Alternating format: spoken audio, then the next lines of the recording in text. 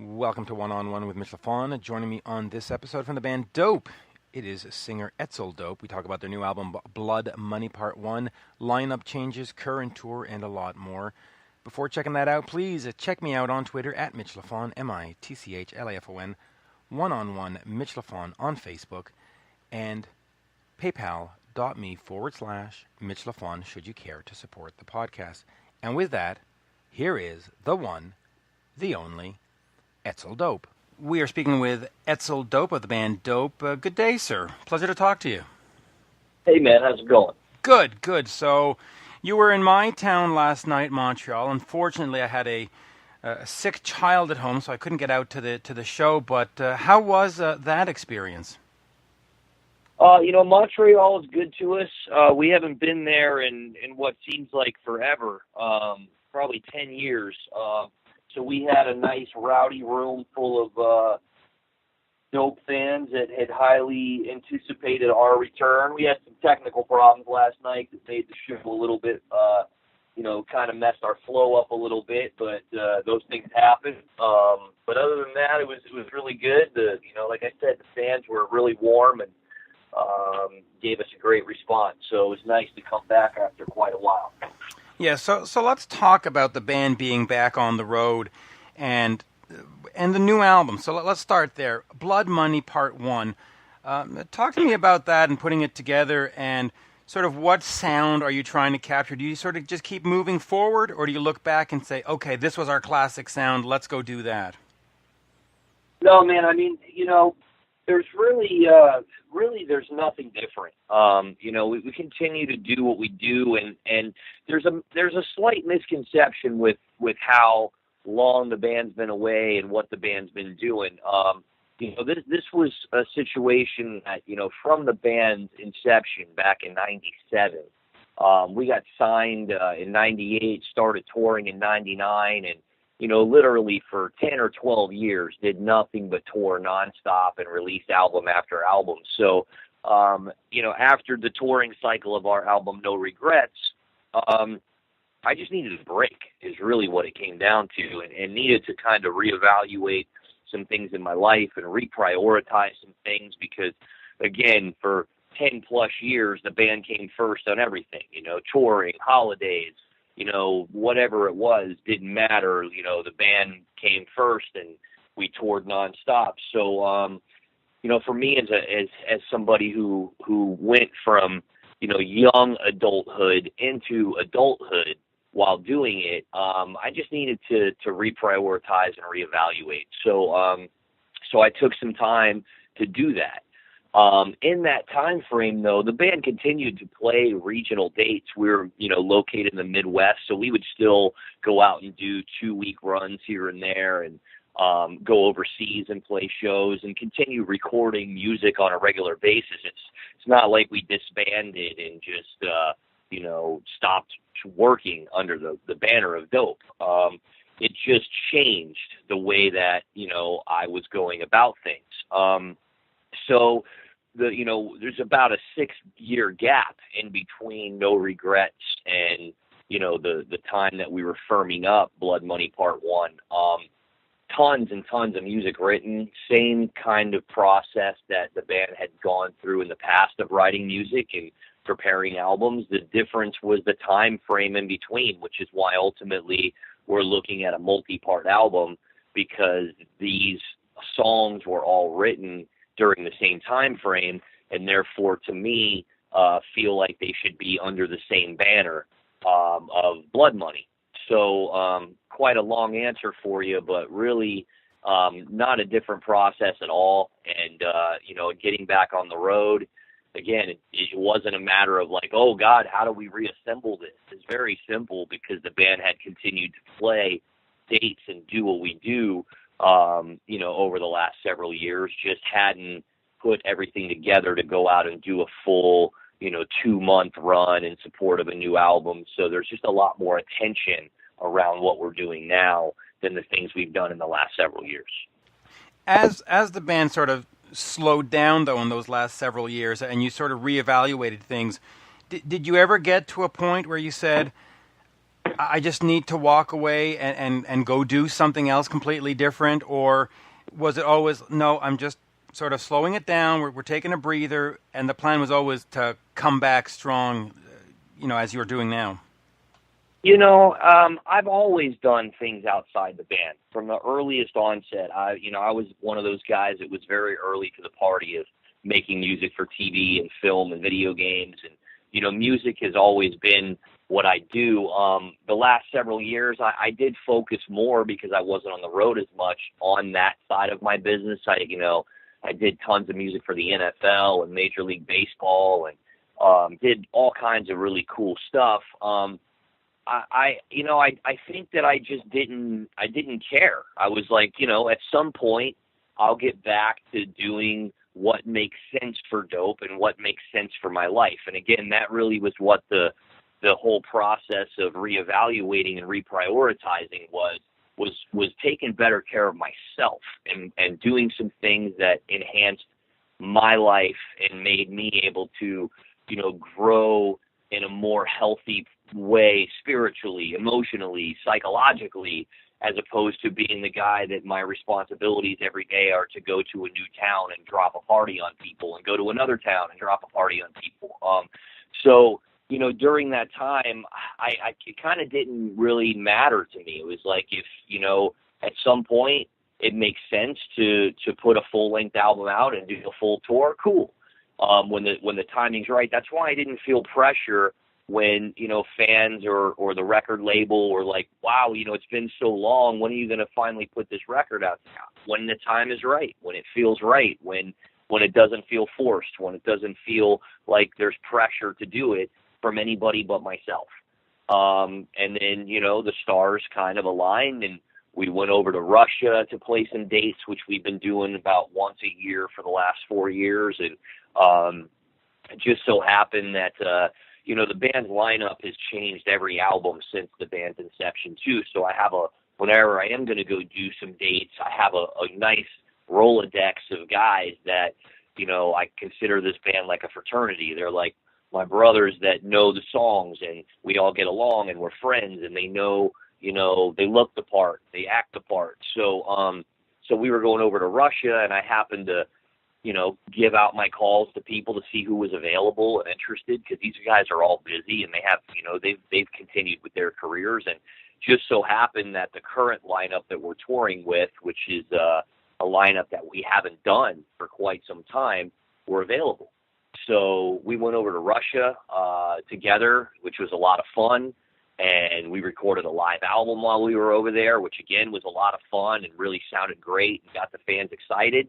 And then we started talking about doing a tour, and Blood Money wasn't even really finalized at that point. It wasn't until the tour was booked, and I was like, all right, I'm gonna do this. I feel good about this. I'm doing this for the right reasons. Now let me finish up one of the Blood Money albums and put that out on the heels of this tour, and we'll continue taking them step by step. But again, really, in the simplest terms, for me, it was just about not continuing the same behavior pattern where I sacrifice myself, my happiness, everybody around me's happiness, my home life and everything to just feel this mission to constantly tour and promote the band and give everything I had to the band, because that can become unhealthy. It can become one-dimensional, and that's what my life had become, and that is a cycle that needed to change. And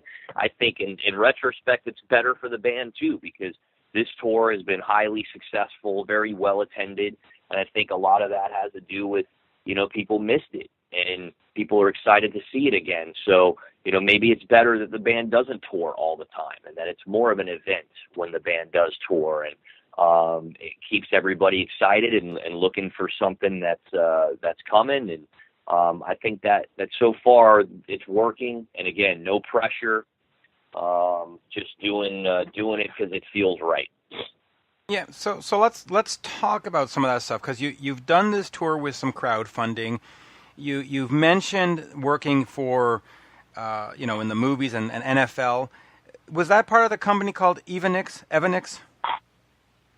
No, well, Sort of. That was the beginning of it. Okay. But it's transpired into a different thing. I was the director of music development and entertainment for a global marketing agency, an Omnicom agency called GMR Marketing.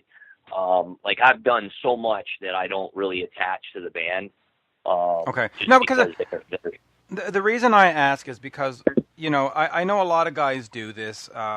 Phil Lewis went off from LA Guns, went off and did some stuff. The guys in Warrant have this production company, and the question was going to be, talk to me a little bit about sort of balancing having sort of a full-time job where you have these responsibilities and trying to get out on the road and surviving in this sort of economy, because it's hard to tour and it's hard to get albums out there and make a decent living. And so I guess talk to me about that. Why did we go the crowdfunding route, for example, for the tour? Well, I don't know that we did, to be honest with you. What we really did was we pre-sold a live album.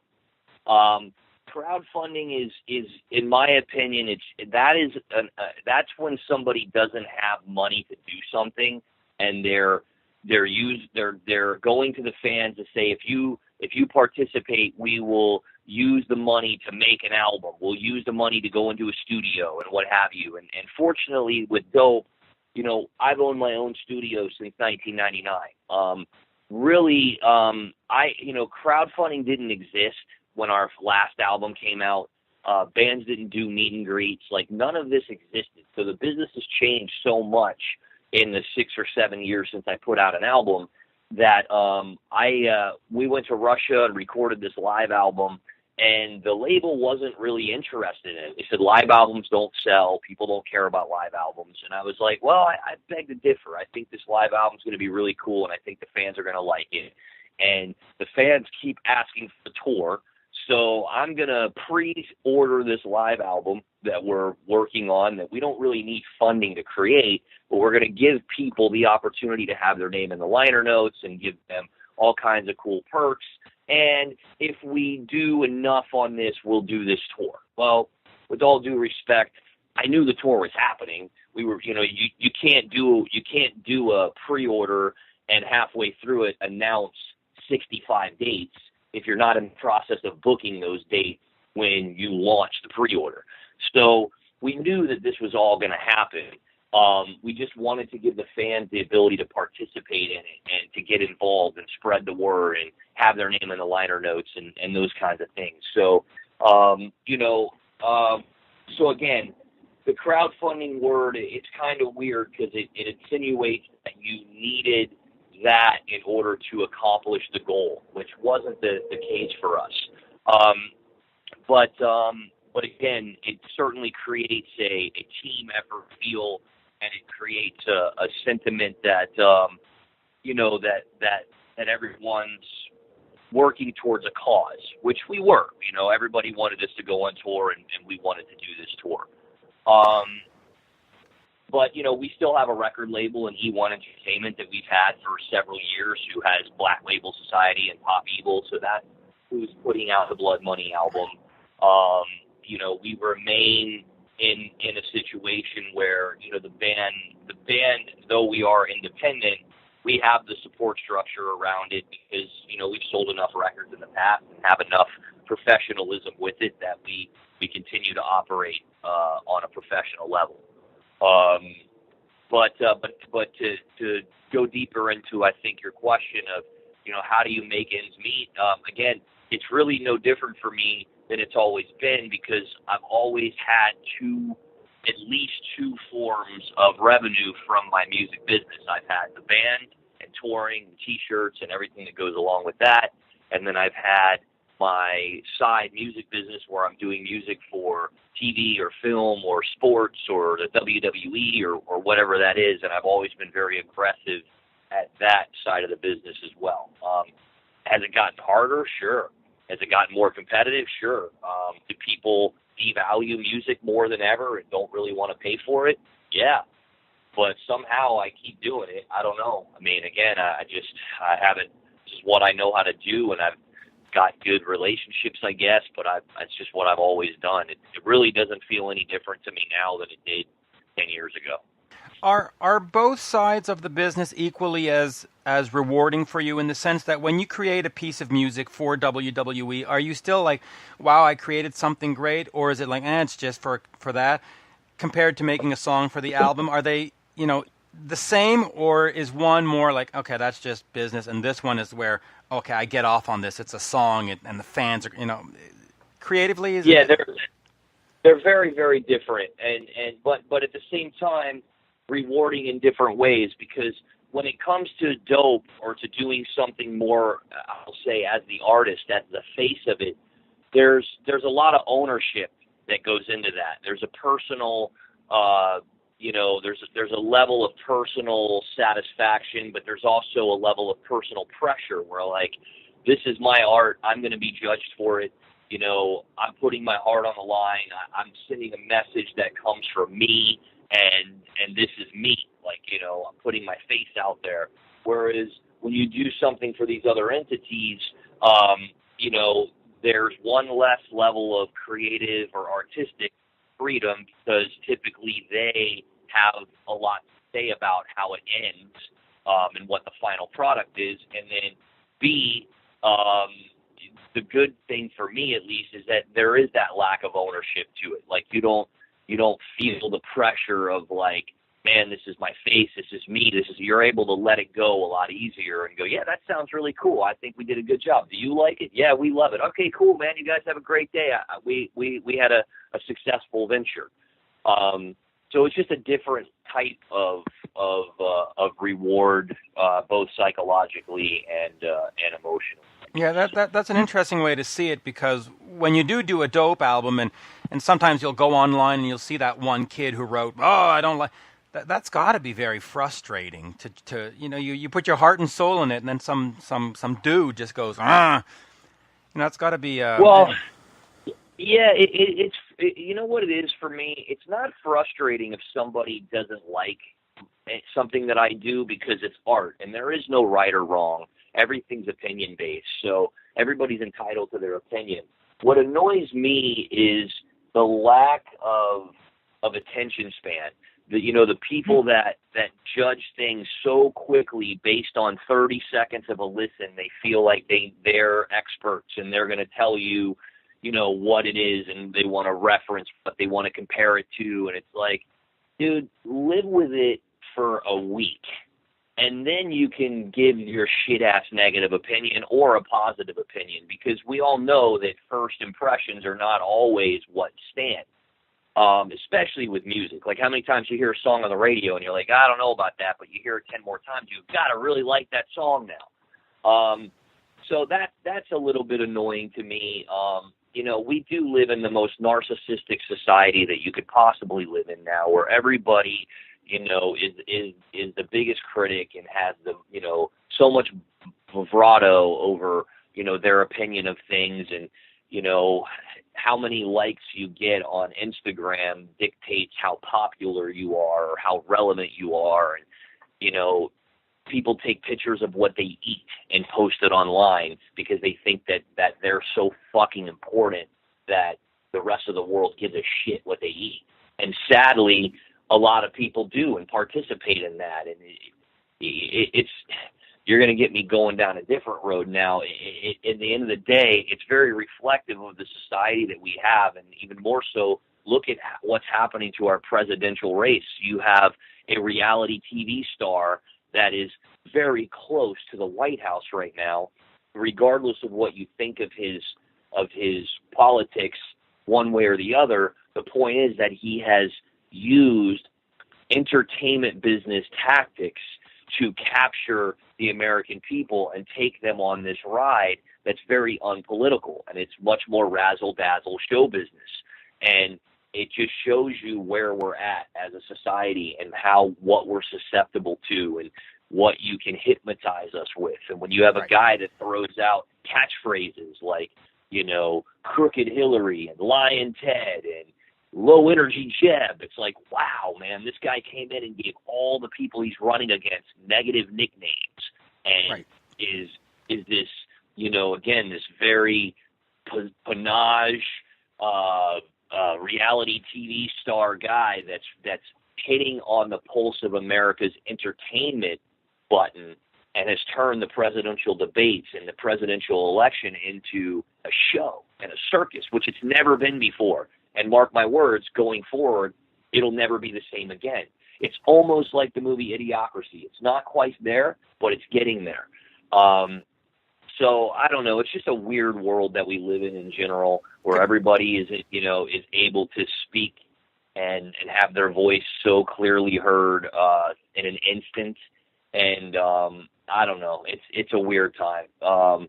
But again, I just do what I do. Sometimes I get slightly aggravated, but it's more over the ignorance than it is over the opinion. Right. And if somebody doesn't like it, that's cool. It's when they say something stupid that doesn't even make sense. Again, if you want to say, I don't like this band, fair enough. Thanks for listening. But if you want to say, this song sucks, this is I don't even know what you want. It's like, that's not really accurate. You're kind of just being a douche.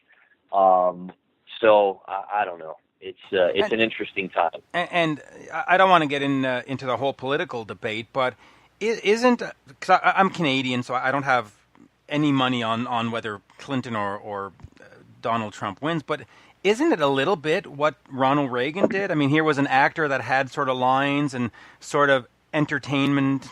Can you even say entertainmentalized? No, or turned it into entertainment too back in the 80s. To me, it seems that it's somewhat the same presentation. But anyway, I think the only parallel that you can draw is that they were both professional entertainers.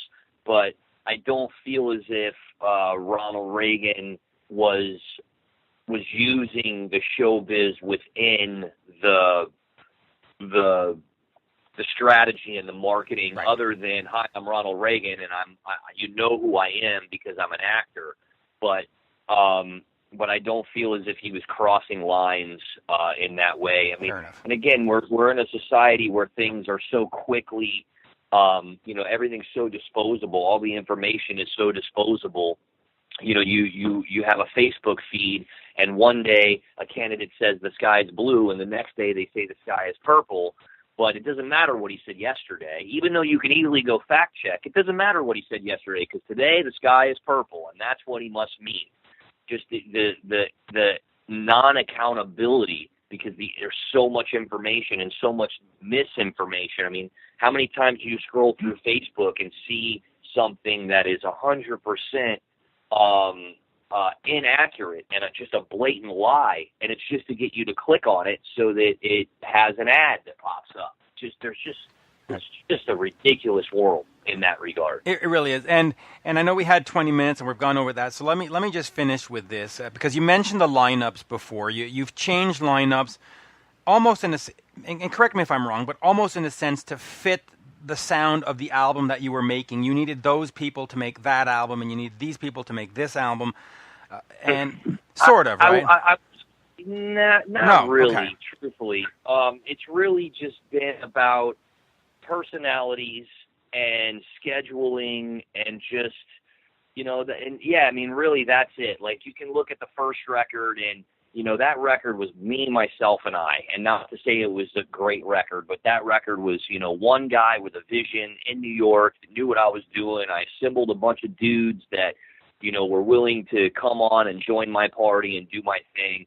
I went on tour for 2 or 3 years with those guys, realized that, a couple of them just kind of weren't kind of on the same page with what I wanted to do. So, so we went separate ways. I got a couple new guys that I felt made a little bit more sense for where I was at, and then made another record. And then, through the course of that record, another guy, I don't even remember what happened, but maybe they had a kid or whatever. And it just, it really creatively, I'll seek out what I need.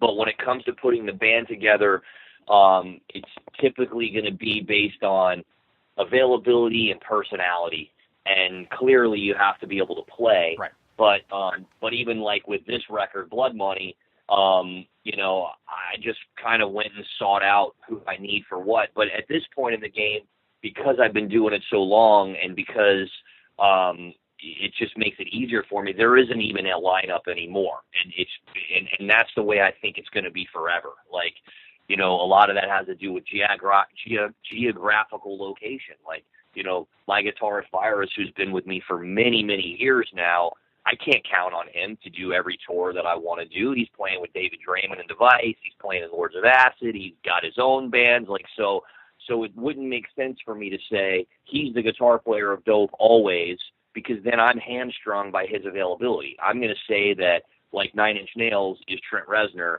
Dope is Edsel Dope, and I have lots of guys that I can choose from to put a lineup together to either make records or go on tour, and it's always going to have the spirit of Dope and feel like Dope, and I'll always be surrounded by guys that put on a great show and have the integrity of the brand intact. But I can't always promise who that's going to be, because we're all grown-ups with responsibilities, and I also can't allow those people's availabilities or their own personal quests to get in the way of when I want to work and when I, want to make records, when I want to tour. So that's why I use the word fraternity, because there have been 20 guys at this point that I can choose from. I got at least 3 drummers on a regular basis that I can pick up the phone and call. I got at least, 5 guitar players / bass players that I can pick up the phone and call, that the fans know who these guys are by face and by name. And it just works out better for me like that. And through the years, it's just been an evolution of that. And I think it works just fine. Yeah. And the media has dubbed this lineup with AC, Virus, and Racy as sort of the classic lineup, the reunion lineup. Is that how you view it? Is this sort of the classic lineup? And if so, what do they bring to Dope that makes it sort of the lineup? Well, I mean, it's a classic lineup, and let's also, with all due respect, like, I dubbed it that. The media didn't dub it anything. Like, I'm the one who put out the Facebook post that said, Dope Die Motherfucker Die reunion lineup, featuring the core of the Die MF Die lineup, which is myself, Racy, AC, and Virus. Are there other classic lineups? Yeah, sure there are. There's Trip Eisen, the original guitar player who went on to Static X, but who knows, maybe someday I'll play with him again. There's Angel from No Regrets and American Apathy. There's other guys that could create other classic lineups, but this one, it just happened that I was going to Russia and realized that these 4 guys had not played together in like 12 years. So it gave us a little sense of this sort of nostalgic thing, even though me and Virus had played together many times in the last couple of years. Me, AC, and Racy just got back from the UK together. But me, AC, Racy, and Virus hadn't played together in quite a long time. So it was kind of making a special case out of just something that had somehow mathematically eluded us for years. And truth be told, it is the core of the lineup that did the Die Motherfucker Die song, which is one of our more known, heavy, fun tracks. So, I mean, it's clearly a classic lineup of Dope. There are more classic lineups of Dope, and there are more lineups of Dope that I feel like are fantastic. So that's why, at the same time, I'm not going to say that this lineup is going to be the lineup that happens next year. Again, I don't know.